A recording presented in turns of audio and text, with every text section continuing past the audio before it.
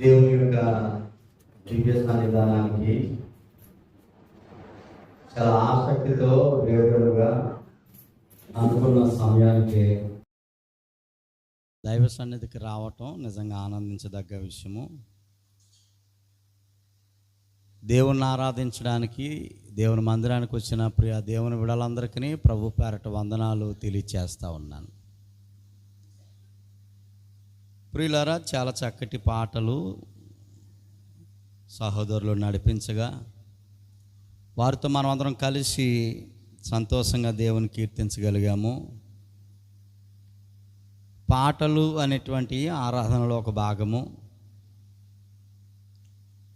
దానిని పరిపూర్ణంగా మనం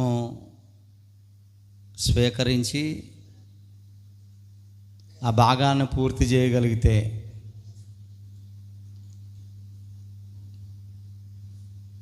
మానసిక ఉల్లాసాన్ని, ఉత్సాహాన్ని దేవుడు మనకు అనుగ్రహించడం మాత్రమే కాకుండా దేవుడు దయచేసినటువంటి ఆజ్ఞలను పరిపూర్ణము చేసిన వారమై ఉంటాము. ప్రియులారా, గత గడిచినటువంటి వారము ఒక ప్రత్యేకమైనటువంటి అంశాన్ని, ఒక వ్యక్తి పరిపూర్ణంగా ఇటు వాక్యాన్ని ఆలోచించే ఆలోచనాత్మకమైన నిర్ణయాత్మకమైనటువంటి సందేశాన్ని మనం గత వారం ప్రారంభించాము. యెహోషువ గ్రంథము 24వ అధ్యాయము 15వ వచనంలో ఉన్నటువంటి వాక్యాన్ని ఆధారం చేసుకుని ఈ సందేశాన్ని మనం ప్రారంభించడం జరిగింది.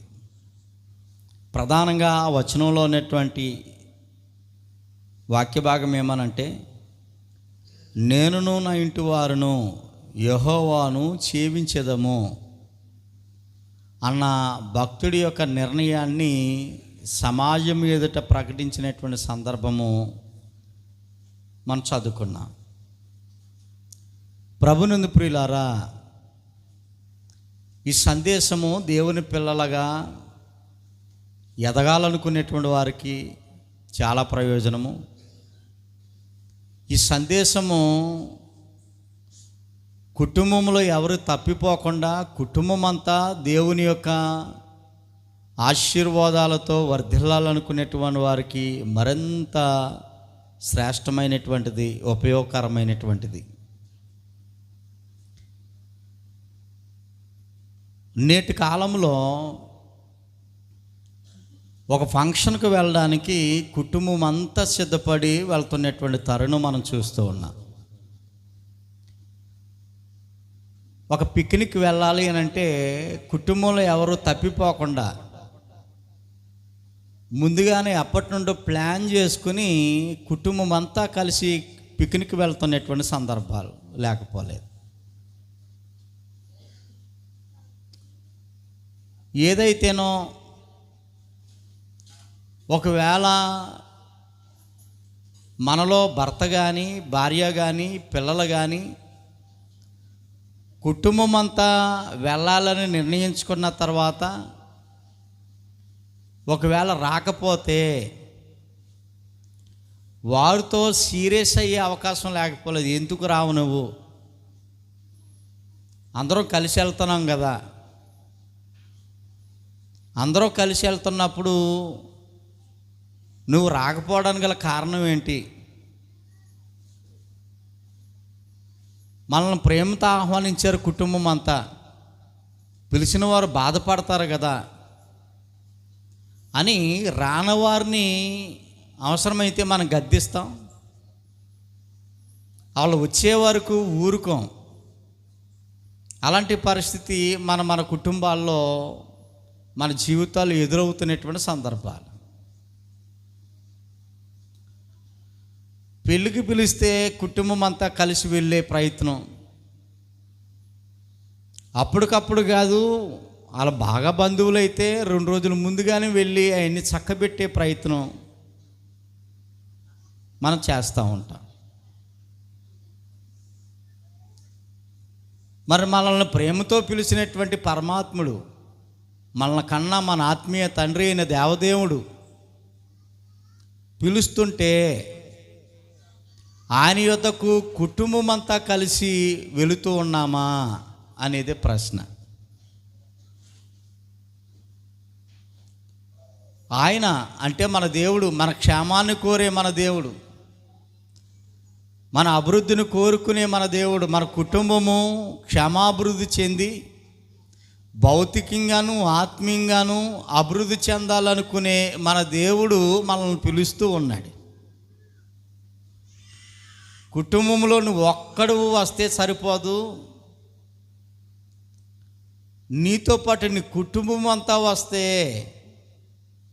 నేను చూడాలనుకుంటూ ఉన్నాను, ఆనందించాలనుకుంటూ ఉన్నాను, నిన్ను దీవించాలని నేను నిర్ణయాన్ని కలిగి ఉన్నానని దేవుడు చెబుతుంటే, అటు దేవుని మాటను లెక్క చేయకుండా, వినబడకుండా,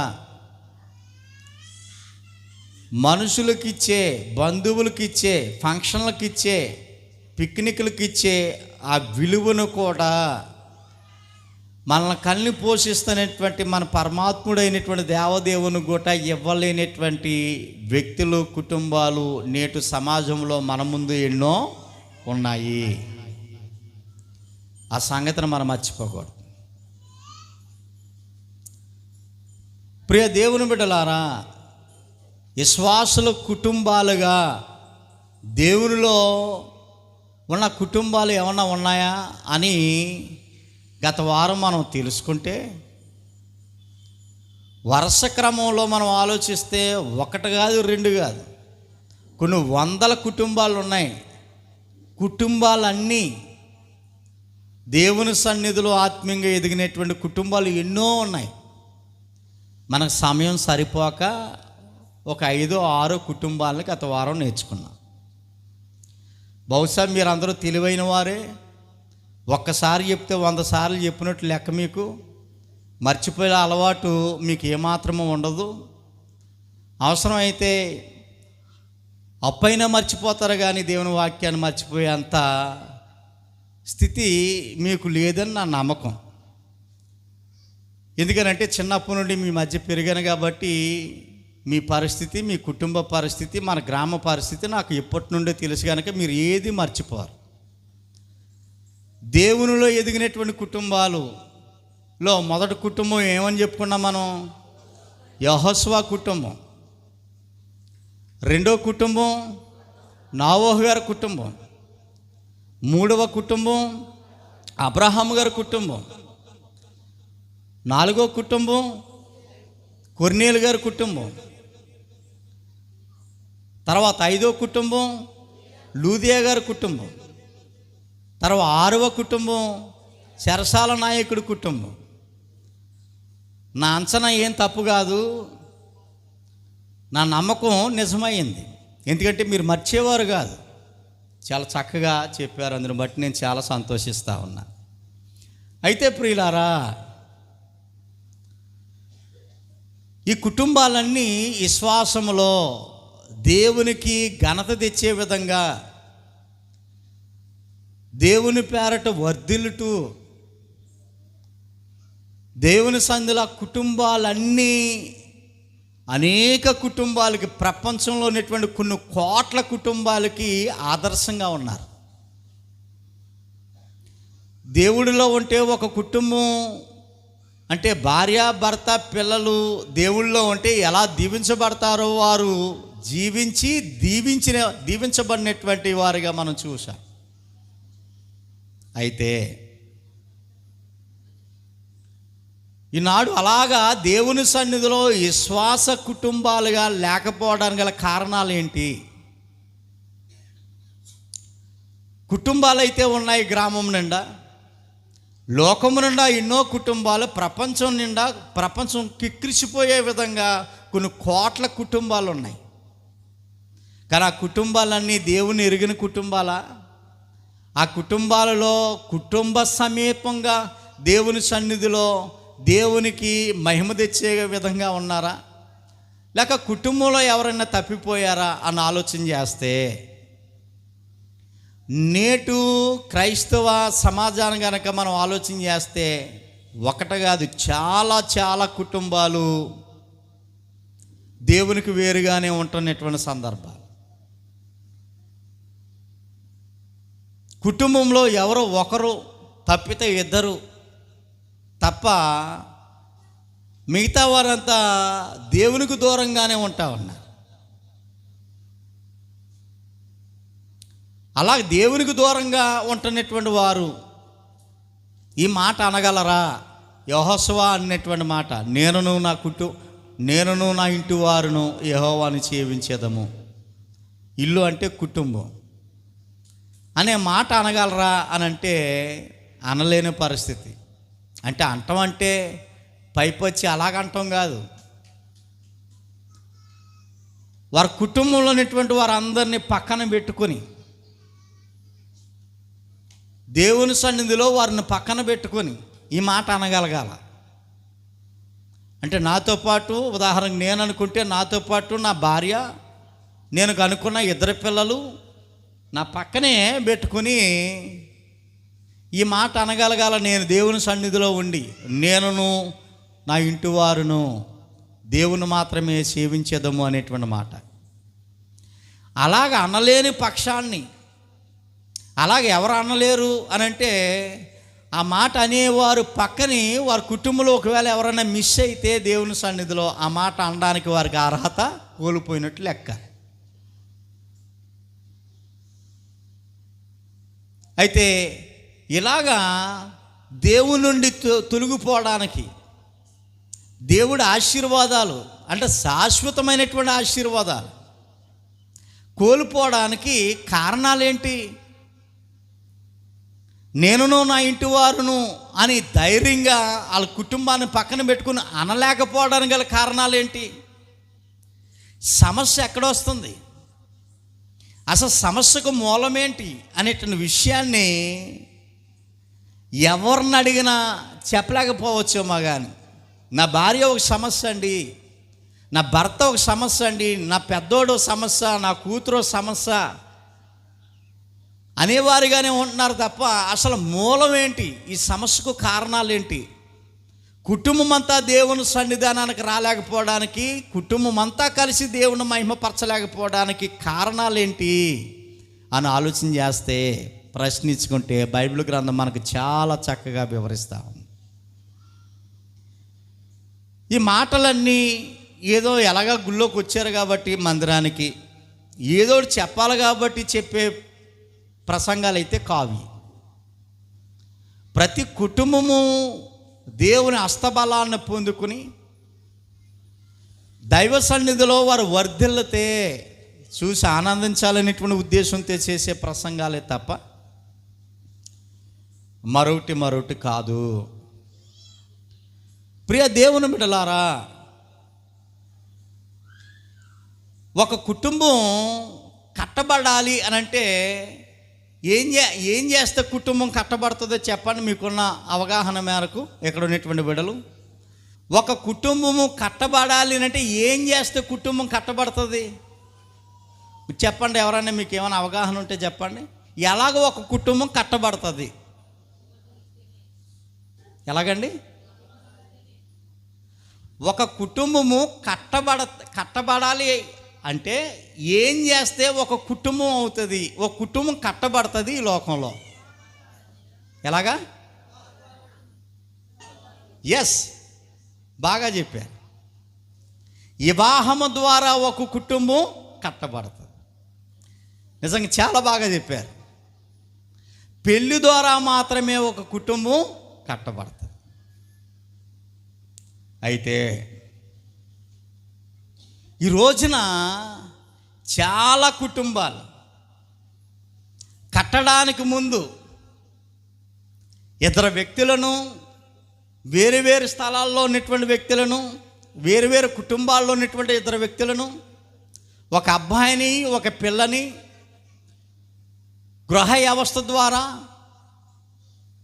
అనగా వివాహం ద్వారా కట్టాలి అనేటువంటి ఒక నిర్ణయం కుటుంబ పెద్దలు తల్లిదండ్రులు తీసుకుంటా ఉన్నారు, మంచిది.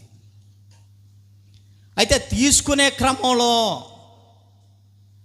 కుటుంబాన్ని కట్టాలి అనేటువంటి ఆ నిర్ణయం ఏదైతే ఉందో, పెళ్లి చేయాలి, నా కొడుకు పెళ్ళిడు వచ్చింది పెళ్లి చేయాలి, నా కూతురికి పెళ్ళిడు వచ్చింది పెళ్లి చేయాలి అనేటువంటి తల్లిదండ్రులుగా వారి నిర్ణయం తీసుకునే క్రమంలో దేవుడి ఆజ్ఞ ప్రకారము వివాహం చేయటం మంచిది కాదేనని అంటలా.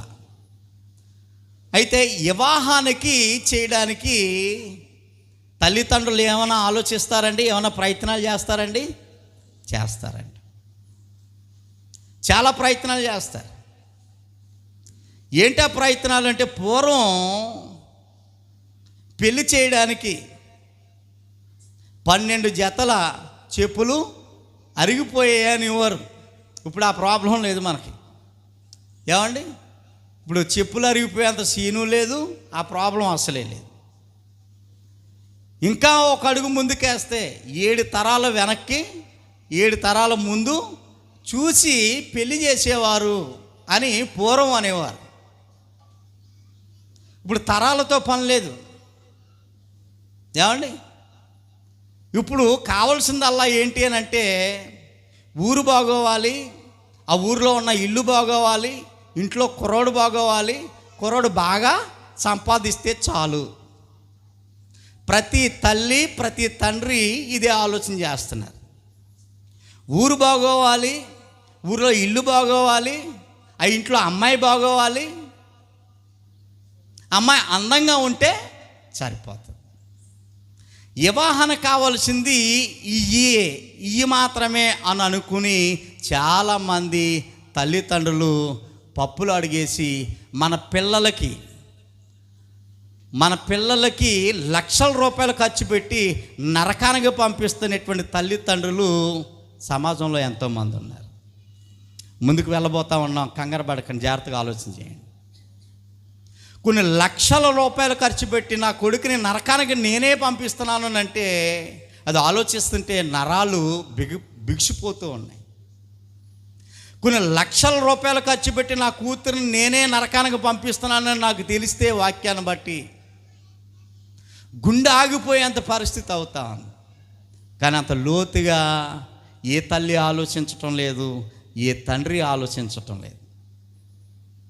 వారి ఆలోచన ఎప్పుడు భౌతికంగా తాత్కాలికమైనటువంటి అందాన్ని, తాత్కాలికమైనటువంటి సంపద, తాత్కాలికమైనటువంటి తాత్కాలం అంటే కొద్ది కాలం ఉండే దానికోసమే దృష్టి పెడుతూ ఉన్నారు తప్ప శాశ్వత భవిష్యత్తును ఆలోచించలేకపోతా ఉన్నారు.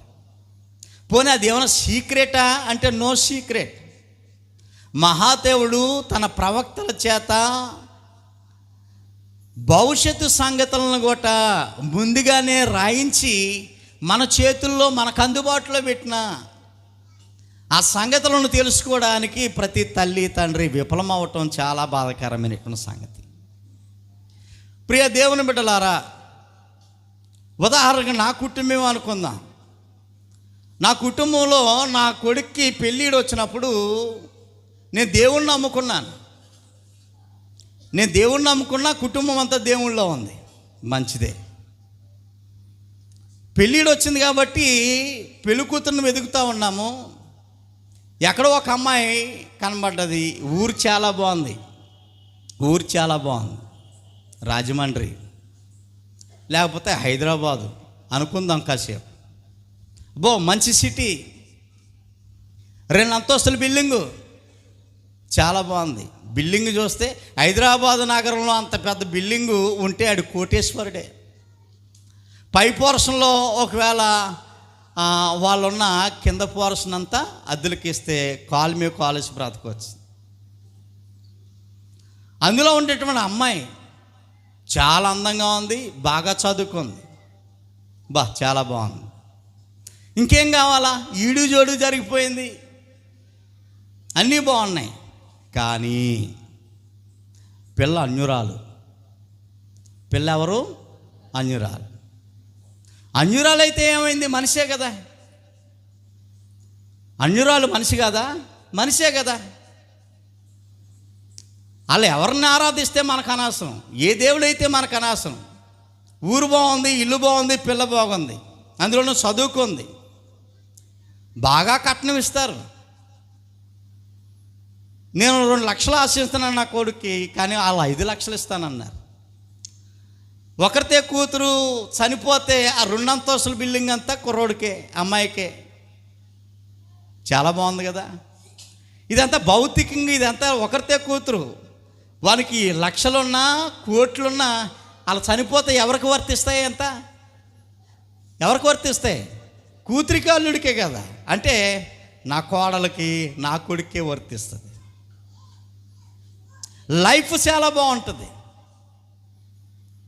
అని నేను నిర్ణయాన్ని చేసుకుంటూ ఉన్నాను. ఎవరి భవిష్యత్తు కోసం? నా కొడుకు భవిష్యత్తు కోసం మంచి ఊరు, మంచి ఇల్లు, ఒకరితే అమ్మాయి, విపరీతమైన కట్నం, అందంగా ఉంది, చదువుకుంది, ఇంక ఈడు జోడు సరిపోయింది, చాలా బాగుంది. కానీ అన్యురాలు. ఇప్పుడు నా నిర్ణయం, నా భవిష్యత్తు, నా కుమారుడు భవిష్యత్తు యొక్క నిర్ణయం, భవిష్యత్తు చాలా బాగుంటుంది అనేటువంటి నా నిర్ణయం, తండ్రిగా ఓ తల్లిగా మా నిర్ణయాలు మంచిదంటారా చెడ్డదంటారా? మీరు ఆలోచన చెప్పండి. మిమ్మల్ని అందరినీ నేను ప్రశ్నిస్తున్నాను. నా కొడుకు భవిష్యత్తు బాగుంటుంది, ఆడికి కావాల్సింది దొరికింది, మంచి అమ్మాయి, ఆస్తుపాస్తులు ఉన్నాయి, అందం ఉంది, సందం ఉంది, చదువు ఉంది, ఇంకేం కావాలా? వాళ్ళ లైఫ్ సెటిల్ అయిపోయినట్టే. 2 లక్షలు అడిగితే 5 లక్షలు ఇస్తానన్నారు వాళ్ళు. ఇంకేం కావాలి మనకి? అందులో మంచి కుటుంబం.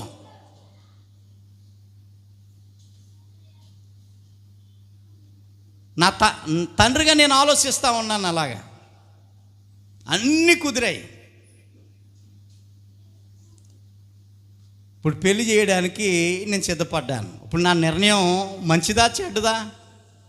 ఏమండి, చెడ్డదా? ఏం చెడ్డది? కొడుకు మంచోడు కదా, ఆ అమ్మాయి మంచిది కదా, లేక ఆ కుటుంబం మంచిది కదా, కట్నాల దగ్గర ఏమైనా తేడాలు వచ్చినాయి? ఏమీ లేదు, అన్నీ కుదిరని. ఇంకేంటి చెడ్డదంటారు మీరు? అన్యురాలు. అన్యురాలంటే దేవుణ్ణి ఎరగనది, నిజ దేవుణ్ణి ఎరగనది, ఏదో దేవుణ్ణి, ఏదో దేవతని పూజిస్తుందేమో తప్ప మిగతా సుగుణాలన్నీ కలిగినటువంటి అమ్మాయే. భౌతికంగా నేను ఆ కోణంలో ఆలోచిస్తే, ఇంకొక పై మాట ఏంటనంటే, పెళ్ళి అయితే మేము మార్చుకుంటాం. అంత సీన్ ఉందా? ఎక్కడో పుట్టి ఎక్కడో పెరిగిన అమ్మాయిని నువ్వు మారుస్తావా? నీ ఇంట్లో వాళ్ళని ఎప్పుడు మార్చావు? నీ తాడిగట్టి నీ భర్తను మార్చుకున్నావా? నీ భార్యను మార్చుకున్నావా? నీ కనుక్కున్న నీ పిల్లలను మార్చుకున్నావా? నీ ఇంట్లోనే మారలేనటువంటి వారు ఎంతోమంది ఉంటే, ఎక్కడో పుట్టి ఎక్కడో పెరిగిన పిల్లలను నువ్వు మారుస్తావా? ఇది కళ. జరిగే పని చెప్పండి, ఇది జరిగే పని కానీ కది. ఇది మార్చుకుంటాం అనేటువంటి మాట కళ. ఆ మాటకి తావులేదు. బైబిల్ గ్రంథంలో దేవుడు చాలా ఖండితంగా ఆజ్ఞాపించాడు, అన్యులను వివాహం చేసుకోకూడదు అని. అన్యులతో, అన్యుల కుమార్తెలతో, అన్యుల యొక్క కుమారులతో బియ్యం అందకూడదు. బియ్యం అందటం వలన మీ కొడుకులను, మీ కూతురులను మీరే సర్వనాశనం చేస్తారు.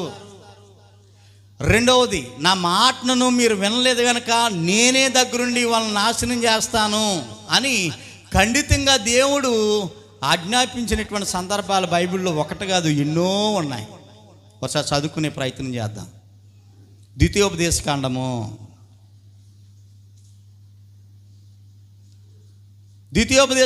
7వ అధ్యాయం. ప్రియులారా, 7వ అధ్యాయం ప్రారంభం నుండి జాగ్రత్తగా పరిశీలన చేస్తే అక్కడ ఉన్నటువంటి సందర్భాలను ఒకసారి మీ మనసులో పెట్టే ప్రయత్నం చేస్తాను. అక్కడ ఉన్న సందర్భం ఏమనంటే, దేవుడు మాట్లాడుతూ ఉన్నాడు ఇశ్రాయేలు ప్రజలతో, అంటే తన సొంత ప్రజలతో దేవుడు చెప్తా ఉన్నాడు. ఐగుప్తు బానిసత్వం నుండి మిమ్మల్ని విడిపించి నేను మీకు ఏ దేశాన్ని అయితే వాగ్దానం చేసిన వాగ్దాన దేశంలోనికి మీరు ప్రవేశించబోతూ ఉన్నారు. అయితే అక్కడ దేవుణ్ణి ఎరగనటువంటి 7 అన్యజాతుల వారు నివాసం ఉంటా ఉన్నారు. ఆ సంగతి మీరు మర్చిపోకండి. దేవుడు చెప్తా ఉన్నాడు, మీరు వెళ్ళబోతున్నట్టు మీరు స్వాధానం చేసుకోబోతున్నటువంటి ఆ దేశంలో ఎన్ని జాతులు ప్రజలు ఉన్నారట? 7 జాతులు వారు ఉన్నారు. వారు నిజ దేవుణ్ణి ఎరగిన వారు. వారి విశ్వాసాలు వేరు, వారి భక్తి వేరు, వారి విధానాలు వేరు, వారి ఆచారాలు వేరు, వారి కట్టుబట్లు వేరు. టోటల్గా మనుషులే వేరు. వారి మధ్యకి వెళ్ళిన తర్వాత మీరేం చేయకూడదో తెలుసా? 3వ వచనం, నీవు వారితో వియ్యమందకూడదు. ఇశ్రాయేలీయులు దేవుని ప్రజలతో చెప్తా ఉన్నాడు, నీ చుట్టూ అన్య ప్రజలు ఉన్నారు కనుక వారితో నువ్వేం చేయకూడదు? వియ్యమందకూడదు.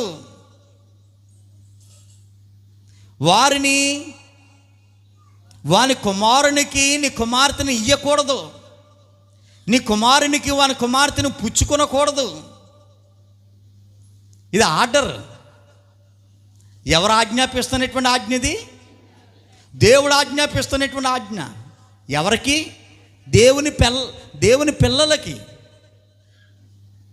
దేవుని ప్రజలైనటువంటి ఇశ్రాయేలులతో చెప్తా ఉన్నాడు, వారితో నువ్వు వియ్యమందకూడదు. మీ పిల్లలకి, మీ కుమారులకి వారి కుమార్తెలు ఇవ్వకూడదు, వారి కుమార్తెలు మీ పిల్లలకి చేయకూడదు. ఏం చేస్తే ఏమవుతుంది బావా? చేస్తే ఏమవుతుంది? ఈడు జోడి సరిపోయింది కదా. చేస్తే ఏమైపోతుంది? రంగు కలిసింది, చదువులు కలిసినాయి, కులాలు కలిసినాయి, మతాలు కలిసినాయి, అన్నీ కలిసినప్పుడు చేస్తే ఏమవుతుంది? చక్కగా బాగుంది కదా, అందులోనూ మా కొడుకు భవిష్యత్తు బాగుంటుంది అని అనుకుంటే ఏం జరుగుతుందో తెలుసా? 4వ వచనంలో, అన్య పిల్లలు, అన్యుల యొక్క పిల్లలు ఒకవేళ వివాహం చేస్తే, వివాహం చేత ఆ కుటుంబాలు కట్టబడితే, నన్ను అనుసరింపకుండా, అంటే నిజదేవుని పూజించకుండా, ఆరాధించకుండా ఇతర దేవతలను పూజించినట్లు నీ కుమారుని వారు మళ్ళించెదరు. నీ కుమారుల్ని అటు మళ్ళిస్తారు. వారు మారటం పోయి నీ కుమారుణ్ణే, నీ కూతుర్నే, నీ కుమారుణ్ణే మార్చేస్తారు. దానివల్ల నాకేమొస్తుంది? కోపం నీ మీద రగులుకొని ఆయన నిన్ను త్వరగా నశింపజేస్తాడు. నిజంగా మాటలు చదువుతుంటే భయం వేస్తుంది. భౌతికంగా స్థితి బాగుంటుంది అనేటువంటి ఆలోచనతో ఈ పెళ్ళిళ్ళ దగ్గర చాలా కుటుంబాలు, చాలా తల్లిదండ్రులు తాత్కాలికంగా ఆలోచన చేస్తూ ఉన్నారు. సమాజంలో, క్రైస్తవ సమాజం టోటల్గా అందరిని ఉద్దేశించి మాట్లాడుతూ ఉన్నాను. అర్థమవుతుందండి? చాలా కుటుంబాలు భౌతికంగా ఆలోచన చేసి పిల్లల భవిష్యత్తు బాగుంటుంది, కొడుకు భవిష్యత్తు బాగుంటుంది, కూతురు భవిష్యత్తు బాగుంటుంది, బ్రహ్మాండమైన ఇల్లు, ఇంట్లోంచి బయటికి రాకర్లేదు, ప్రతి ఇంట్లోనూ కుళాయే, ఇంట్లో గచ్చులు ఉన్నాయి, బ్రహ్మాండమైన టైల్స్ ఉన్నాయి, అమ్మాయి భవిష్యత్తు బాగుంటుంది. కుర్రోడు ఏమండి 50,000 జీతం అంట, ఏదో కంపెనీలో జాబ్ అట, చాలా అందంగా ఉన్నాడు. కుర్రోడు భవిష్యత్తు బాగుంటుంది, అమ్మాయి భవిష్యత్తు బాగుంటుంది. బాగుంటుందా? నువ్వు అనుకుంటున్నావు బాగుంటుందని. బాగుంటుంది. ఎప్పటి వరకు బాగుంటుందో తెలుసా? బ్రతుకున్నంత వరకు బాగుంటుంది, అంతే.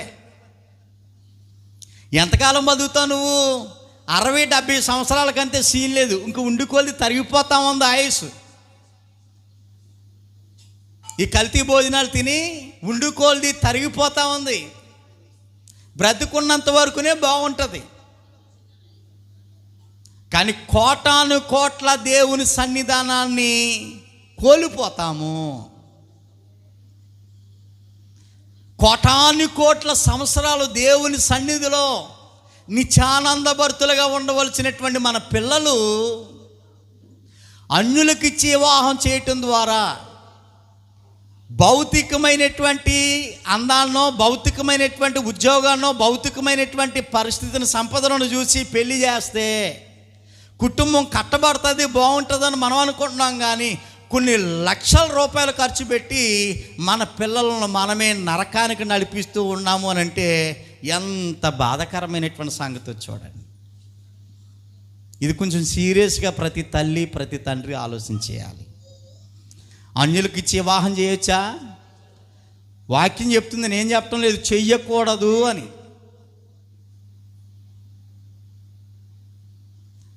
మళ్ళీ అలాంటి కుర్రోడు దొరకడము,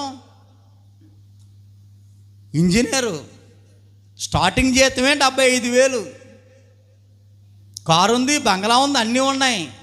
అలాంటి సంబంధం మళ్ళీ దొరకదేమో, చేయకూడదంటారేంటి మీరు? బుర్ర పని చేయట్లేదా మీకు అని పెళ్ళిళ్ళు పేరగాడు అంటాడు ఎవడో ఒకడు.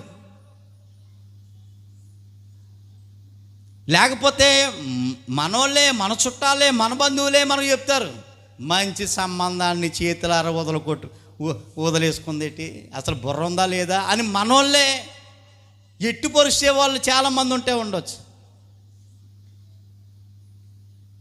నో, పిల్లల భవిష్యత్తు బాగోవాలని అంటే వారి కుటుంబాలు కట్టబడాలి. ఎలా కట్టబడాలో తెలుసా? ఆధ్యాత్మికంగా కట్టబడాలి. అలా కట్టబడితే తప్ప ఈ మాట అనలేరు. ఆధ్యాత్మికంగా కట్టబడితేనే ఈ మాట అనగలరు. ఏ మాట చెప్పాలి? మీరు అందరూ చెప్పాలి. ఏ మాట?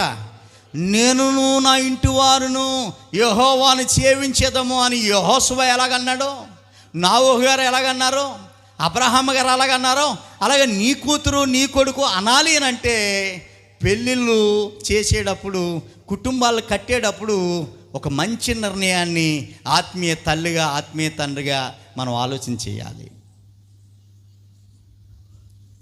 ఓకే, అన్య స్త్రీలను అన్య పురుషులను వివాహం చేసుకోకూడదు, దానివల్ల దేవుని కోపం వస్తుంది. దేవుడి కోపం వస్తే మన కుటుంబాలు మన పిల్లలు వర్ధిల్లరు అనే సంగతి మనకు అర్థమైంది. రెండో పాయింట్కి వద్దాం. రెండో పాయింట్ ఏంటనంటే, నేను బైబిల్ సంఘానికి సంబంధించినటువంటి వ్యక్తిని.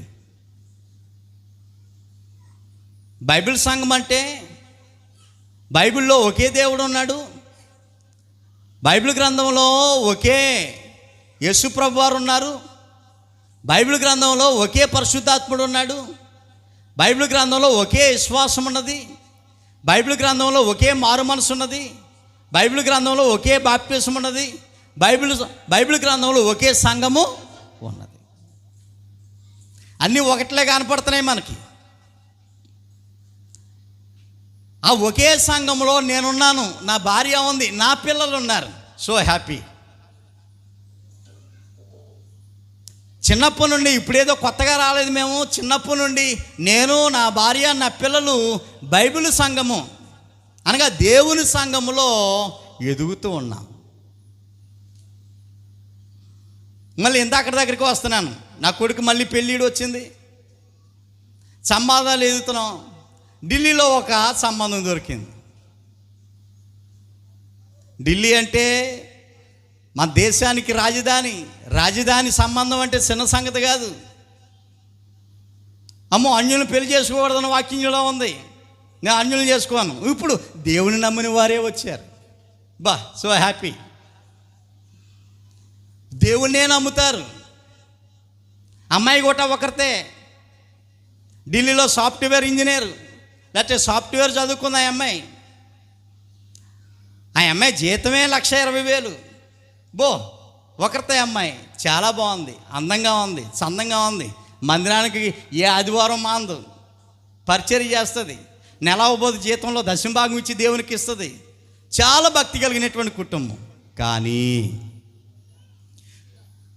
బైబిల్ సంఘానికి సంబంధించింది కాదు. కానీ దేవుడు ఒక్కడే, యేసుక్రీస్తు ఒక్కడే, పరిశుద్ధాత్ముడు ఒక్కడే అని అలా ఒకటే అనే దాంట్లో సంఘము కూడా ఒకటే అని ఉంది చూసారా? ఆ ఒకే సంఘంలో ఆ అమ్మాయి లేదు, ఆ అబ్బాయి లేడు. అర్థం చేసుకునే ప్రయత్నం చేయండి. దేవుని నమ్మిన వారే, కానీ విశ్వాసం విషయంలో తేడాలు వచ్చేసినాయి, సంఘం విషయంలో తేడాలు వచ్చేసినాయి. పరిస్థితి తారుమారే. దేవుని నమ్మిన వారే కానీ బైబిల్ గ్రంథానికి సంబంధించిన సంఘస్థురాలు కాదు ఆ కుటుంబం. బైబిల్లో ఒకే విశ్వాసం అన్నట్టు ఆ విశ్వాసానికి సంబంధించినటువంటి వారు ఆ కుటుంబం. బైబిల్ సంఘానికి సంబంధించింది కాకపోతే పరిస్థితులు ఏమవుతాయనంటే శ్రమ దినాలని, వీరిని డినామినేషన్లు అంటారు ఇంగ్లీష్లో, మత శాఖల కుటుంబాలు. దేవునికి నమ్మిన కుటుంబాలైనా మత శాఖ కుటుంబాలు. అంటే వాక్యము పట్ల పరిపూర్ణ అవగాహన వీరికి ఉండదు. శ్రమ దినాలని, పండగలని, బాప్టిసాల్లో ఇంకా రకరకాల తేడాలు. వాక్యం ఒకటి చెప్తే వేరుగా వాక్యంలో లేనిది అనుసరించే కుటుంబాలు ఈ రోజున చాలామంది ఉన్నాయి.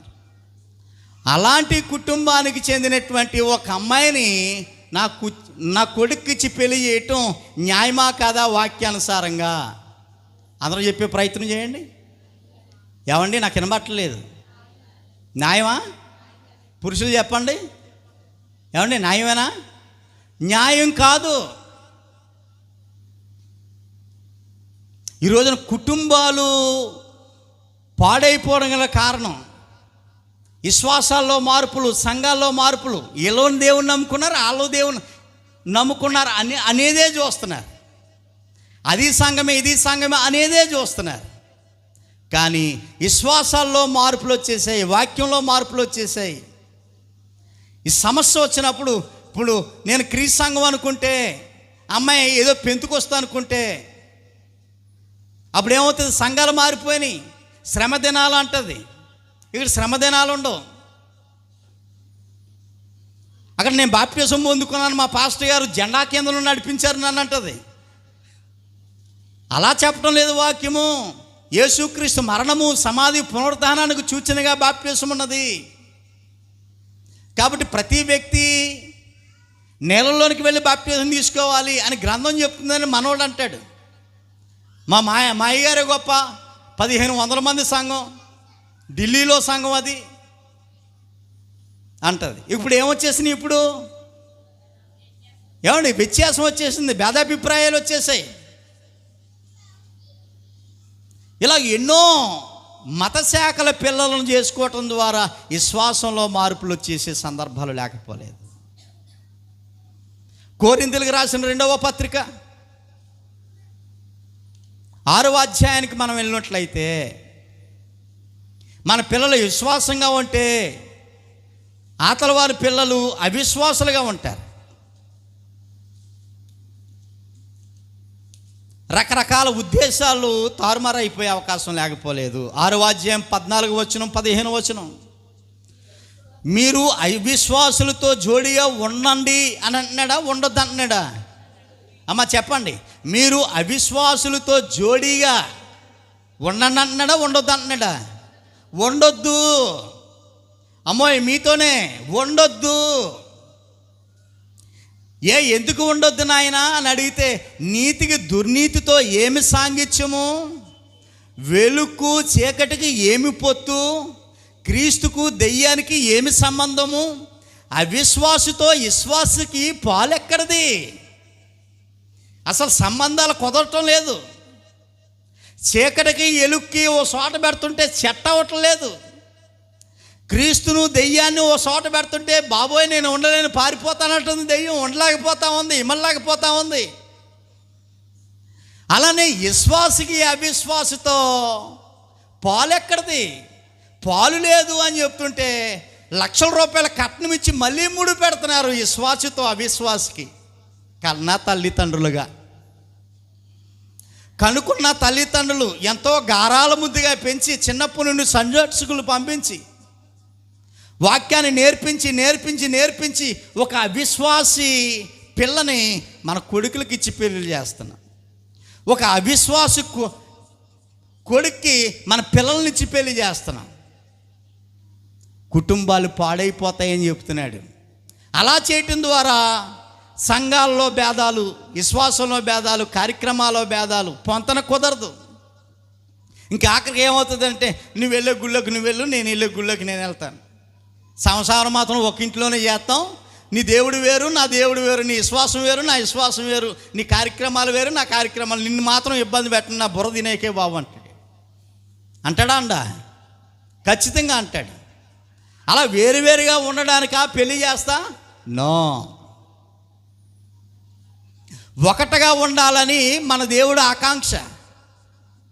తల్లిదండ్రులుగా మన ఉద్దేశం కూడా ఒకటే, మన పిల్లలు ఒకే కుటుంబంగా ఉండాలని. కానీ విశ్వాసం దగ్గరికి వచ్చేసరికి, దేవుడి దగ్గరికి వచ్చేసరికి ఇడిపోయారే. వాళ్ళది వేరు, వీళ్ళది వేరైపోయింది. అలా వేరువేరుగా ఉన్నటువంటి కుటుంబాలు నేనును నా ఇంటి వారును అనే మాట అనగలరా? ఇప్పుడే కాదు, ఎప్పుడూ అనలేరు, ఎప్పుడూ అనలేరు. అలాగ ఉండటం వల్ల భౌతికంగా అయితే కుటుంబాలు బాగుంటాయి. కుర్రోడు స్థితి చూసి మనం పెళ్లి చేసేస్తాం, అమ్మాయి స్థితి చూసి మనం పెళ్లి చేసేస్తాం. భౌతికంగా బాగుంటాయి, నేను వద్దని అంటలా. ఎందుకంటే నా ఉద్దేశం ఏంటంటే, వాళ్ళు ఇల్లు చూడాలా, పొలి చూడాలా, ఇల్లు చూడకూడదు, పొలి ఉద్యోగం చూడదు, అవి ఏం చూడకూడదు అంటలా. అన్నీ చూడాలా. అన్నిటికంటే ప్రధానంగా ప్రాముఖ్యంగా నువ్వు దేవుణ్ణి నమ్మేవా లేదా అని అడగాల ప్రతి తల్లి తండ్రి ఆ కుర్రోడిని, ఆ పెళ్లి కూతుర్ని. దేవుణ్ణి నమ్మాను అని అంటే నువ్వు ఏ సంఘానికి వెళ్తున్నావు? బైబిల్ సంఘానిక, బైబిల్లో లేని సంఘానిక? అక్కడ బయటపడిపోతాడు. అమ్మ అది ఫలానా అండి, చాలా పెద్దదండి, 20 ఫ్యాన్లు ఉంటాయండి, ఏసీ కూడా ఉంటుందండి, అయ్యో ఆర్కెస్ట్రా చూస్తే మతిపోతుందండి.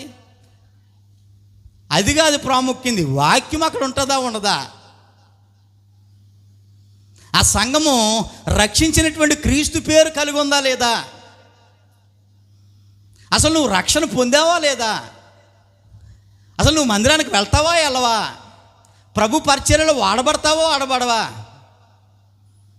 ఏ పెళ్లి చూపుల్లోని వినబడవో కనబడవో, అది మీకు తెలుసు, నాకు తెలుసు. కుర్రోడు ఏ ఊడమ్మా? పలానా ఊరు, చాలా బాగున్నాడు. ఏం చదువుకున్నావు బావా? వయసు ఎంత? ఏం పని చేస్తున్నావు? అబ్బో జీతం బాగుంది. ఈ సొలు కబుర్లు తప్ప నువ్వు ముందు దేవుని మందిరానికి వెళ్తావా వెళ్ళవా? ఏ సంఘానికి సంబంధించిన వాడివి? మత్తయి సువార్త 5వ అధ్యాయంలో ఏముందంటే, జీవితంలో పెళ్లి చూపులు అంటే అల్లుపోతాడు అనమాట. అలాగా దైవికంగా అడిగే తల్లులు ఉన్నారా, తండ్రులు ఉన్నారా? లేరు. సిగ్గుచేటు. కుటుంబాలు చిన్నాభిన్నం అయిపోవడానికి, కుటుంబాలు సర్వనాశనం అయిపోవడానికి ప్రధానమైనటువంటి కారణాలు దైవిక భక్తి, దేవుడు కోరుకునే భక్తి లేకపోవటం. అందం సందం లావు బంధం అది కాదు చూసుకోవటం. ఈ బంధం కొడుకుతో పాటు కోడలు, కోడలతో పాటు ఏమండి నా కొడుకు భూమి మీద బ్రతుకున్నంత మాత్రమే కాదు, చనిపోయిన తర్వాత కూడా ఇద్దరు ఎక్కడ ఉండాలా? పరలోకంలో ఉండాలా. ఇక్కడ భౌతికంగా ఒక ఇంట్లో ఎలాగైతే ఉన్నారో అలాగే ఒకే పరలోకంలో నా కొడుకు నా కూతురు ఉండాలి. నా కొడుకు నా కోడలు ఉండాలి, నా అల్లుడు నా కూతురు ఒకే పరలోకంలో ఉండాలి. చచ్చిపోతే ఈవిడ పరలోకం వెళ్తుంది, ఆడు నరకానికి పోతాడు. అది కాదు కదా జీవితం. ఆలోచించాలి ప్రతి తండ్రి, ప్రతి తల్లి. అందుకే ఇది ఆలోచనాత్మకమైనటువంటి సందేశం అని చెప్పాను. సీరియస్గా ఆలోచన చేయాలి, చాలా సీరియస్గా ఆలోచన చేయాలి. నిజంగా మోసే తీర్మానం చూడండి. మోసే రాజ్యనగరంలో రాజుగారు ఉండే అంతఃపురంలో నివాసం ఉంటూ భోగభాగ్యాలు అనుభవిస్తూ ఉదయం తిన్న టిఫిను మళ్ళీ తినేది లేదు, మధ్యాహ్నం తినే కూర మళ్ళీ సాయంత్రం తినేది లేదు. అంత ఫ్రెష్, ఉదయం ఓ డ్రెస్సు, సాయంత్రం ఓ డ్రెస్సు, భోగభాగ్యాలు అనుభవిస్తున్నటువంటి మోసే ఈ లైఫ్ చాలా నా జీవితానికి అనుకోలేదండి. నా లైఫ్ చాలు, ఇంక నా జీవితానికి అనుకోలేదు. ఏమన్నాడో తెలుసు అతను? ఎబ్రీ పత్రిక 11వ అధ్యాయము, ఎబ్రీ పత్రిక 11వ అధ్యాయంలో 24, 25 కలిసి ఉన్నాయి. మోసే పెద్దవాడైనప్పుడు విశ్వాసమును బట్టి ఐగుప్తు ధనము కంటే, ఐగుప్తు ధనము పుష్కలంగా ఉంది ఇతనికి, ఐగుప్తు ధనము కంటే క్రీస్తు విషయమైన నింద గొప్ప భాగ్యమని ఎంచుకుని నిందే భాగ్యం అనుకున్నాడట. ధనము కంటే నింద భాగ్యం అనుకొని ఎంచి అల్పకాలము పాపభోగము అనుభవించుట కంటే దేవుని ప్రజలతో శ్రమ అనుభవించుట మేలని ఎంచుకున్నాడట. పరే కుమార్తె యొక్క కుమారుని అనిపించుకోవడానికి ఇష్టపడలేదట. ఎదవరాజ్యం నాకు వద్దని అదంతా అక్కడ విడిచిపెట్టేసి రాజకోటలోంచి బయటకు వచ్చేసాడు. ధనాన్ని సి అన్నాడు, అధికారాన్ని సి అన్నాడు, భోగభాగ్యాలను వద్దనుకున్నాడు. ఒకవేళ కావాలని అనుకుంటే బ్రతికున్నంత వరకునే ఎంత నువ్వు అనుభవించగలం. ఒక 70 సంవత్సరాలు, ఆ తర్వాత కోటాను సంవత్సరాలు పళ్ళు కొరుకుతూ ఏడవాలి. కానీ ఈ రోజున మోసే లాంటి తీర్మానం ఏ తల్లి ఆలోచన చేయట్లేదు, ఏ తండ్రి ఆలోచన చేయట్లేదు పిల్లల విషయంలో. ఆతల వారి పరిస్థితి బాగుందంటే అన్యులైనా చేసేయడానికి ఇష్టపడతా ఉన్నారు.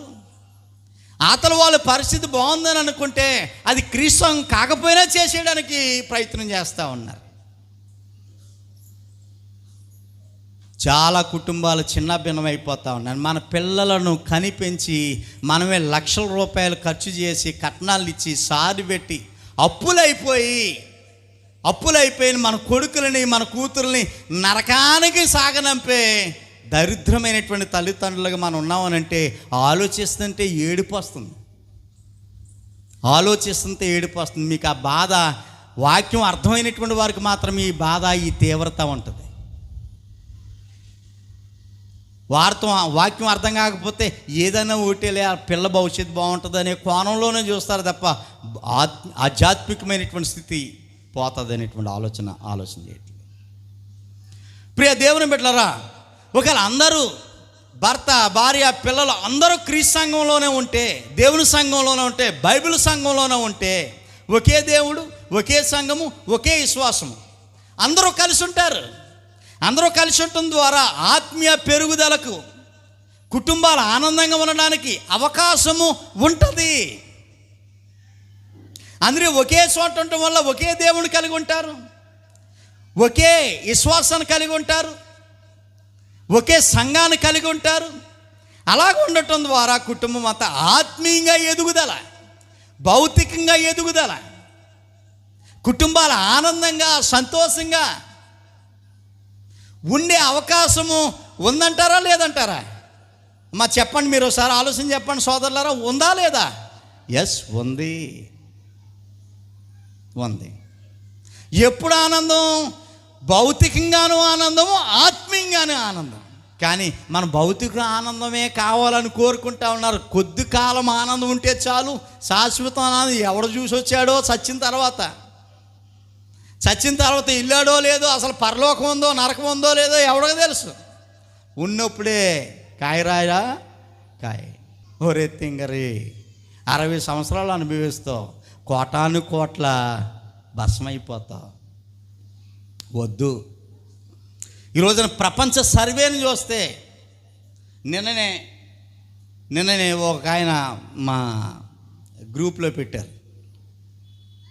ఏమండి, 180 కోట్ల క్రైస్తవ్యాన్ని చూస్తే టాపర్లో ఉంది. క్రైస్తవ్యం అంటే ఏదో మతం అనుకున్నారని, మతం అనుకోకండి. క్రైస్తవ్యం అంటే మతమే కాదు. అసలు క్రైస్తవ మతం అని అనుకుంటారు చాలామంది. మతం కాదు ఇది. పరలోకానికి మార్గాన్ని ఎంపిక చేసుకునే ఒక ఉన్నతమైనటువంటి స్థితి, ఒక ఉన్నతమైనటువంటి జీవితం. క్రైస్తవం అంటే ఒక ఉన్నతమైన జీవితం, క్రీస్తులాగా బ్రతకటం, క్రీస్తు అనుభవించినటువంటి ఆ పరలోక భాగ్యాన్ని ఎంపిక చేసుకోవటం. ఇది మార్గం, మతం కాదు.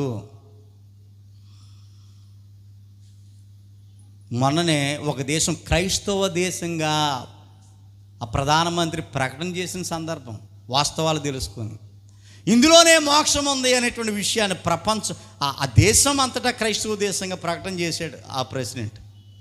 చాలా సంతోషం వేస్తుంది. ఏది ఎలాగైనప్పటికీ విషయాన్ని ఆలోచన చేయాలి. ఉన్నప్పుడు అనుభవించడం కాదు, లేనప్పుడు కూడా అనుభవించేంత క్యాటర్ మనం సంపాదించుకోవాలి బ్రతుకుంటున్నగానే. అర్థమవుతుందా ప్రియులారా? జాగ్రత్తగా ఆలోచన చేయబోతా ఉన్నాం. మరి మన కుటుంబాల్లో ఒకవేళ ఇట్టువారు ఇంకా ఏదో అయిపోయింది గతంలో, తెలుసో తెలియకో ఇంత లోతైనటువంటి సంగతులను విచారణ చేయక, ఆలోచన చేయకుండా పెళ్ళిళ్ళు చేసేసుకున్నాం, పెళ్ళిళ్ళు చేసేసాం ఆల్రెడీ, ఏదో అయిపోయింది. అయితే ఇప్పుడు మార్పు చెందినటువంటి వారు మన కుటుంబాల్లో ఉంటే వారి విషయంలో మనం ఏం చేద్దాం? మరి ఆల్రెడీ పొరపాటు జరిగిపోయింది, ఓకే అయిపోయింది. ఇప్పుడు ఏం చేయాలి? ఇప్పుడు ఏం చేస్తే ఆ కుటుంబాల కొరకు మనం ఏం చేయాలి? మన కుటుంబంలో ఒకవేళ ఎవరైనా ఇట్టువారుగా ఉంటే వారి కోసం మనం ఏం చేయాలి అనేటువంటి విషయం కూడా వాక్యం మనకు వివరణాత్మకమైనటువంటి సందేశం అందిస్తా ఉంది.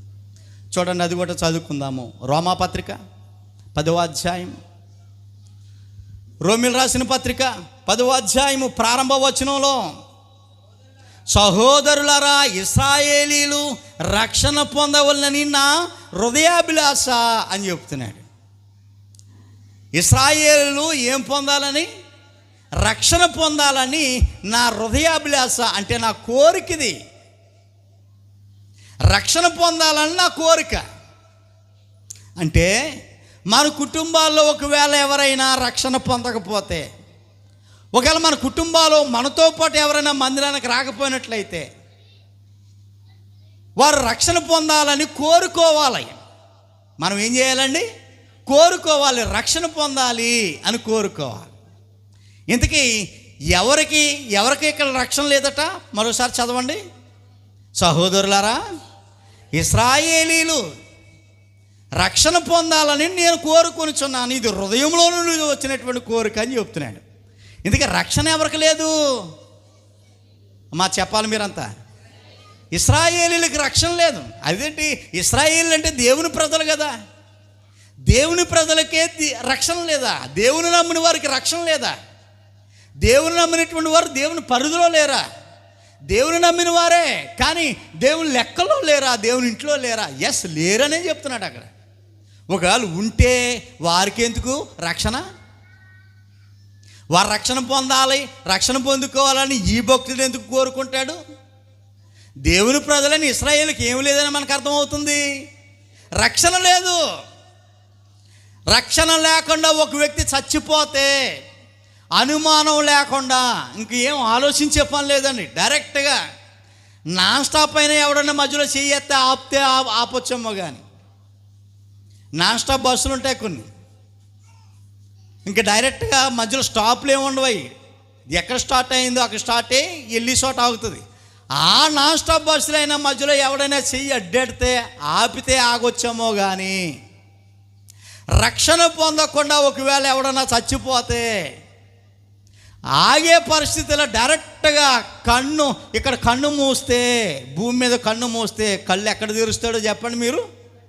నరకంలో కళ్ళు తెరుస్తాడు. మీరు బాధపడినంటే ఓ మాట చెప్తాను, మాట్లాడాలి. మీరు బాధపడినంటే ఓ మాట చెప్తాను. నా ఇంటిలో రక్షణ లేకుండా ఒకవేళ నా భర్త ఉంటే, రక్షణ లేకుండా నా భార్య ఉంటే, రక్షణ లేకుండా నా పిల్లలు ఉంటే నా ఇంట్లో, రక్షణ లేని నా భార్యతో ఇంతకాలం నేను కాపురం చేశానా? రక్షణ లేనటువంటి నరకానికి పోయే నా భర్తతో ఇంతకాలం నేను కాపురం చేశానా? రక్షణ లేని నా పిల్లలను ఇంతకాలం నేను పోషించానా? నరకానికి పోయే నా పిల్లలను పోషించానా? తీవ్రంగా ఆలోచన చేస్తుంటే భయం వేసేస్తుంది. అంతగా లోతుగా ఆలోచన చేయరు. వాళ్ళు బాగుంటే చూడాలని టయానికి టీ టయానికి భోజనం, టయానికి బట్టలు గుంజి, అది గుంజి, ఇది గుంజి, ఇదే జీవితం అనుకున్నారు. కానీ ఆత్మీయంగా మనం కట్టబడాలి. భౌతికంగా అయ్యో ఇల్లు లేకపోతే ఎంతో బాధపడతాం, పిల్లలు భవిష్యత్తు బాగోపోతే ఎంతో బాధపడతాం, వాళ్ళ కుటుంబాలు బాగోపోతే, బట్టలు లేకపోతే, చదువు లేకపోతే, ఏది లేకపోతే దానికోసం ఆరాటపడతాం. కానీ మన పిల్లలకి, మన భర్తలకి, మన భార్యలకి, మన కుటుంబంలో ఒకవేళ ఎవరైనా రక్షణ లేకపోతే రక్షణ పొందాలని కోరుకోవాలి. మనం చేసే పని అది. రక్షణ పొందాలి అని కోరుకోవాలి, హృదయంలో నుండి కోరిక రావాలి. రెండవది ఏంటో చెప్తున్నాడు. అదే అధ్యాయము, అదే గ్రంథము ప్రారంభం నుండి, సహోదరులారా, ఇశ్రాయేలు రక్షణ పొందవలనని నా హృదయాభిలాష, వారి విషయమే నేను దేవునికి చేయు ప్రార్థననై ఉన్నది. రెండోది ఏం చేయాలట? ప్రార్థన చేయాలి. నీ కుటుంబంలో ఉన్న వరకు నువ్వు ప్రార్థన చేయాలి. నీ భర్త కొరకు నువ్వు ప్రార్థన చేయాలి. నీ భార్య కొరకు నువ్వు ప్రార్థన చేయాలి. నీ పిల్లల కొరకు నువ్వు ప్రార్థన చేయాలి. నీ కుటుంబం కొరకు ప్రార్థన చేయాలి. ఏమని ప్రార్థన చేయాలి? ప్రార్థన చేయమన్నాడు, ఓకే, బాగానే ఉంది. ఏమని ప్రార్థన చేయాలి చెప్పండి మీకు? ఏమని ప్రార్థన చేయాలి? లోన్ రావట్లేదైనా, లోన్ వచ్చేవాళ్ళనైనా నేను కట్టను, నేను ఇల్లు బేగా ఇచ్చేవాళ్ళనైనా, అలా ఏమో అది కొనేసుకుంది, నేను కూడా బేగా కొనేసుకోవాలనైనా. భౌతికంగా కాదని, భౌతికంగా ఏమండి, నువ్వు అడగకపోయినా దేవుడు ఇస్తాడు. నువ్వు అడగకపోయినా దేవుడు ఇస్తాడు. నీకు ఏది అవసరమో నువ్వు అడగకపోయినా నీకంటే ముందు దేవుడు ఇస్తాడు. ఏదో సామెత ఉంది కదా, నీరు పోసిన వాడికి నారు పోసిన వాడికి నీరు పోయడా. ఈ సామెత అక్కడక్కడ వాడేస్తుంటారు మనోళ్ళు. కాబట్టి నిన్ను కన్నా నీ కన్న తండ్రికి నిన్ను ఎలా పోషించాలో ఆయనకు తెలుసు భౌతికంగా. కానీ నీవు కావాలని కోరుకోవాల్సింది ఏంటో తెలుసా? ఆధ్యాత్మికమైనటువంటి కుటుంబం, ఆధ్యాత్మికంగా ఎదిగే పిల్లలు, ఎదిగే భర్త, ఎదిగే భార్య నీ కుటుంబంలో ఉండేటట్లుగా నువ్వు నిత్యము ప్రార్థన చేయాలి. నా భర్త నాతో ప్రార్థన రావాలి నాయన, నా భార్య నాతో ప్రార్థన రావాలి నాయన. మాకంటే 10 నిమిషాల ముందు నా పిల్లలు మందిరంలో ఉండాలి నాయన, నా పిల్లల మందిరంలో ఉండాలి నాయన. మేము కుటుంబం అంతా నీ సన్నిధిలో ఆధ్యాత్మికంగా ఎదగాలి నాయన. ఇప్పుడు నేను నా పిల్లలను, నా భర్తను, నా భార్యను ఎంట పెట్టుకుని నేనును నా ఇంటి వారును యెహోవాను మాత్రమే సేవించేదము అని దేవుని మందిరంలో అందరూ వింటుండగా చూస్తుండగా ఈ మాట చెప్పగలగాలి నాయన. ఒక మోసేలాగా చెప్పగలగాలి, ఒక అబ్రహాముగా చెప్పగలగాలి, యెహోషువలాగా చెప్పగలగాలి, లూదియాలా చెప్పగలగాలి, కొన్నేళ్ళలా చెప్పగలగాలి. ఆ స్థితి నాకు దయచేయి నాయన అని ప్రార్థన చేయాలి. ప్రతి కుటుంబము ప్రార్థన చేయాలి. ఏమైనా అర్థమవుతుందా తల్లి? పోతుందా? ఇలాంటివి బేగా పోతుంటాయి. అది మన స్పెషల్. ఏమండి, పోకూడదు, హృదయంలో ఉంచుకోండి. ఇది బాధ కలిగించే మాటలు అయితే చూడము, కానీ ఆలోచించాలి. మన కుటుంబాలు బాగోవాలి ఆత్మీయంగా.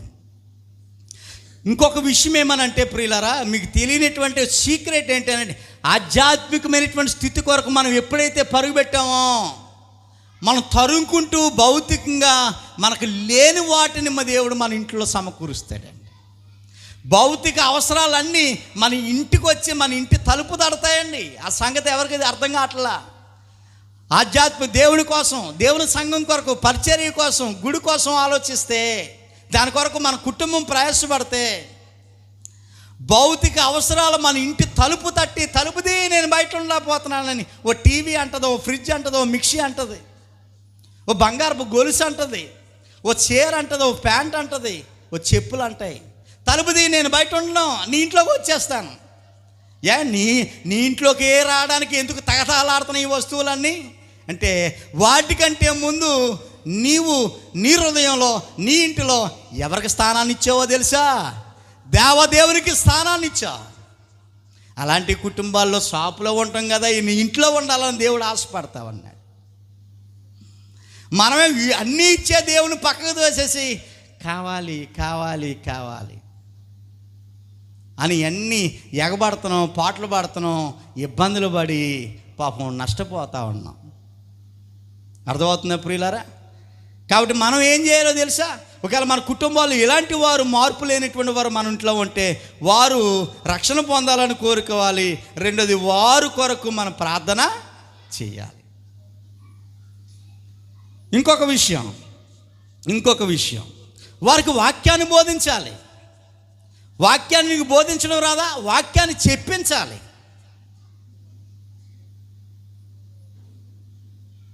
అంత సీను చెప్పాలి. వాక్యాన్ని బోధించడం పోలే చెప్పలేవు నువ్వు, మరి వాక్యాన్ని బోధింపజేయటం ఇది సులువు. మళ్ళీ మనం బోధించేదానికంటే, ఎందుకంటే మన ఇంట్లో మనం చెప్తే వినరు.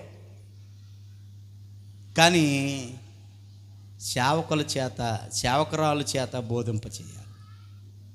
లేకపోతే నీకు తెలిసినటువంటి నీ సంఘంలో ఆధ్యాత్మికంగా ఎవరైతే బలంగా ఉన్నారో వారి చేత చెప్పించాలి. మందిరాన్ని మానకుండా తరచూ దేవుని మందిరంలో వస్తున్నటువంటి వారు చేత ప్రార్థన చేయించాలి, వారి చేత చెప్పించాలి, వాక్యం చెప్పించాలి. అర్థమవుతుందా? అపోస్తల కార్యాలు చూడండి ఒకసారి. కొర్నేలు ఏం చేశాడో చూడండి. అపోస్తల కార్యాలు కొర్నేలు గారు ఎన్నో అధ్యాయం అండి అమ్మా చెప్పాలి, ఎన్నో అధ్యాయము? కొర్నేలు గారు ఏ అధ్యాయంలో ఉన్నారు? 10వ అధ్యాయంలో ఉన్నారు. ఆయన ముందు వారం చెప్పుకున్నాం. కొర్నేలు గారు అన్యుడితను, ఆ కుటుంబానికి రక్షణ లేదు, ఆ కుటుంబానికి ఏమి లేదు, రక్షణ లేదు. పేతురు గారు కొర్నేలు గారు ఇంటికి రావడానికి దేవుడు ఒక ఇన్ఫర్మేషన్ అందించేశాడు. వర్తమానాన్ని దేవదూత చేత వర్తమానాన్ని అందించాడు కొర్నేలు గారికి. దైవజనులైనటువంటి పేతురు గారు కొర్నేలు ఇంటికి వచ్చి వాక్యాన్ని బోధించి వరకు ప్రార్థన చేయడానికి దేవుడు పేతురు గారిని పంపిస్తూ ఉన్నాడు, దైవజనుని పంపిస్తూ ఉన్నాడు కొర్నేలు ఇంటికి. కొర్నేలు పేతురు గారు రావడానికి ముందుగానే కొర్నేలు చేసిన పని ఏంటో తెలుసా? అయ్యో, నా ఇంటిలో చాలామందికి రక్షణ లేదు, నా రక్త సంబంధులకు రక్షణ లేదు, నా ఇంటి పేర్లో వాళ్ళకి రక్షణ లేదు, మా బంధువులకు ఎవరికీ రక్షణ లేదు, నాతో పాటు వారు కూడా రక్షణ పొందాలి అనేటువంటి ఉద్దేశంతో ఆయన కొర్నేలు గారు వాక్యం చెప్పకుండా ఆల్రెడీ దైవజనుడు పేతురు గారు వస్తున్నారని తెలిసి అందరినీ పిలిపించేశాడండి ఇంటికి. చుట్టాలను పిలిచాడు, బంధువులను పిలిచాడు, స్నేహితులను పిలిచాడు, అందరినీ ఇంటికాడ పిలిపించేసి ఇంట్లో కూర్చోబెట్టాడు దైవజనుడు వచ్చేసరికి. చూడండి మాట ఎంత బాగుంటుందో. అపోస్తల కార్యాలు 10వ అధ్యాయము 24వ వచనం.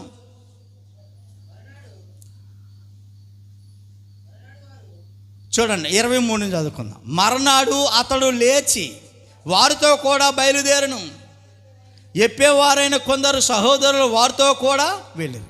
అంటే పేతురు గారు కొర్నేలు ఇంటికి వస్తున్నటువంటి సందర్భం అది. 24 మర్నాడు వారు కైసరేలో ప్రవేశించారు. కైసరేలో అంటే ఒక ఊరికి, కొర్నేలు ఇంటి ఆ కొర్నేలు నివాసం ఉంటున్నటువంటి ప్రాంతానికి వచ్చేసారు. పేతురు గారు కొర్నేలు ఇంటికి రావడానికి ముందుగానే కొర్నేలు ఏం చేశాడో తెలుసా? అప్పుడు కొర్నేలి తన బంధువులను ముఖ్య స్నేహితులను పిలిచి వారి కొరకు కనిపెట్టుకుని ఉండెను. బా ఎంత బాగుందో చూడండి. అంటే కొర్నేలు ఏం చేశాడండి ఇక్కడ? కొర్నేలు ఏం చేశాడండి? భోజనాలు ఎట్టాడండి? కొర్నేలు భోజనాలు ఎట్టాడా? బిస్కెట్లు ఎట్టాడా? ఏం చేశాడండి? దైవజనుడైనటువంటి పేతురు గారు రావడానికి ముందుగానే స్నేహితులను బంధువులను పిలిపించి వాక్యాన్ని బోధింపజేశాడు. వాక్యాన్ని బోధింపజేశాడు. వండరండి, ఇది చాలా అద్భుతం. ఆ పని మనం చేయాలి, ఆ పని మనం చేయాలి. అదే గ్రంథం 16వ అధ్యాయానికి వద్దామా? అదే గ్రంథం 16వ అధ్యాయంలో 16వ అధ్యాయంలో ప్రియులారా 32, 33 చెరసాల నాయకుడు రక్షణ పొందాడు ఆల్రెడీ. నేను ఒక్కనే రక్షణ పొందాను కాబట్టి సరిపోతుందిలే అనుకోలేదు. నేను ఒక్కనే రక్షణ పొందాను కాబట్టి సరిపోతుందిలే అనుకోలేదండి. అతను ఏం చేశాడు? 32 అతని ఇంటినున్న వారందరికీ దేవుని వాక్యం బోధించరి. రాత్రి ఆ గడియలోనే అతడు వారిని తీసుకుని వచ్చెను, వారి గాయములు కడిగను. వెంటనే అతడును అతని ఇంటి వారందరూ బాప్తిసము పొందారు. చెరసాల నాయకుడి కోసం నేను రక్షణ పొందాను కాబట్టి, ఇంటికి పెద్దోళ్ళు నేనే కాబట్టి నేను రక్షణ పొందాను కాబట్టి సరిపోద్ది, నా రక్షణ నా భార్యకి సరిపోతుంది, మా పిల్లలు సరిపోతుంది అనుకోలేదు ఆయన. రక్షణ వ్యక్తిగతం, వారికే వర్తిస్తుంది అది. ఆ మధ్య ఎవరో కానీ అమ్మ ఇంట్లో ఒకరు బాప్తిసం పొందితే సరిపోద్ది, ఇంట్లో ఒకరు బాప్తిసం పొందితే సరిపోతుంది అంటే ఒకరు రక్షణ పొందితే సరిపోదు, ఆ రక్షణ అందరికీ వర్తిస్తుంది అని చెప్పాడు ఒక ఆయన, పాస్టర్ గారట. పాస్టర్ గారు కాదు అతను. అలాగా ఎంత అన్యాయం ఇది! ఒకరు రక్షణ పొందితే ఇంట్లో వాళ్ళకి అందరికీ సరిపోతుందా?